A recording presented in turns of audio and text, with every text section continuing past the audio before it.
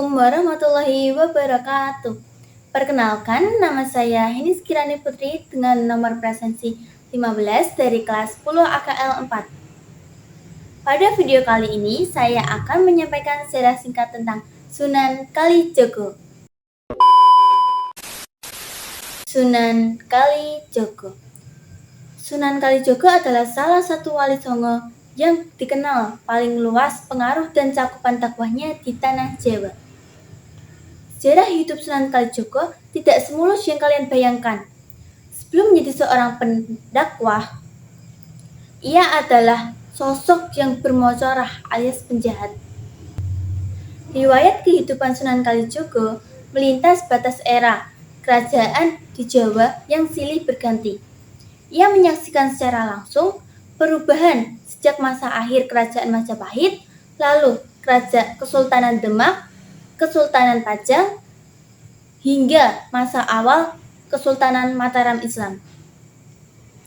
Beliau dikenal dengan nama Raden Said sekitar 1450 Masehi. Raden Said adalah anak dari Adipati Tuban yang bernama Tumenggung Wilatikta. Di masa mudanya, Raden Said dikenal dengan remaja yang nakal karena dulu ia sering membuat perbuatan tercela seperti mencuri, berjudi, dan meminum minuman keras. Hal ini membuat ayah yang merupakan penguasa Tuban malu memiliki anak berandalan seperti Raden Said. Akibatnya, Raden Said diusir dari rumah oleh kedua orang tuanya. Kenakalan Raden Said justru menjadi-jadi. Bahkan konon, Raden Said pernah menghabisi nyawa orang. Ketika Raden Said merampok dan merampas harta orang-orang, ia dikenal dengan julukan Lokajaya, yang artinya menguasa wilayah. Namun, atas dakwah Sunan Bonang, saat merampok, ia mampu menunjukkan kekuasaannya dengan mengubah buah aren menjadi emas. Raden Said pun bertaubat dan menjadi muridnya. Sebagaimana Sunan Bonang yang dididik oleh keluarga Adipati Tuban. Sehingga Raden Said mempelajari kesenian dan kebudayaan Jawa dari Sunan Bonang.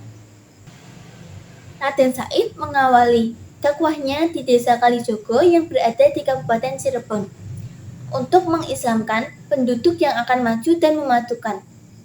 Raden Said tinggal di Desa Kalijogo selama beberapa tahun.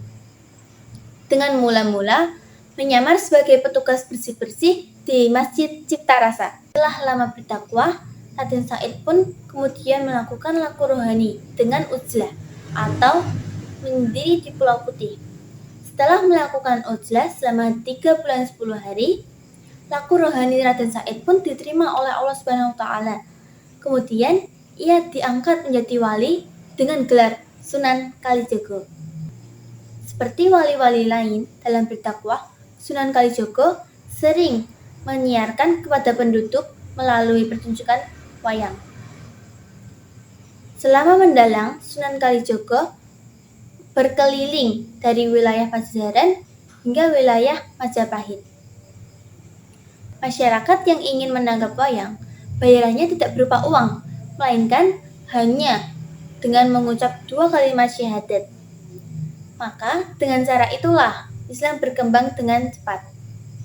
Tidak hanya sekedar mendalang, Sunan Kalijogo juga memunculkan tokoh-tokoh seperti Punakawan dan lain-lain.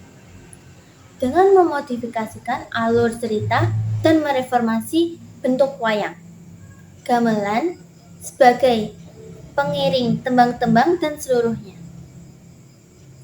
Sunan Kalijogo wafat dan dikebumikan di Kalilamu, Kabupaten Demak. Jadi, seperti itulah cerita singkat tentang Sunan Kalijogo. Terima kasih, kurang lebihnya saya mohon maaf. Wassalamualaikum warahmatullahi wabarakatuh.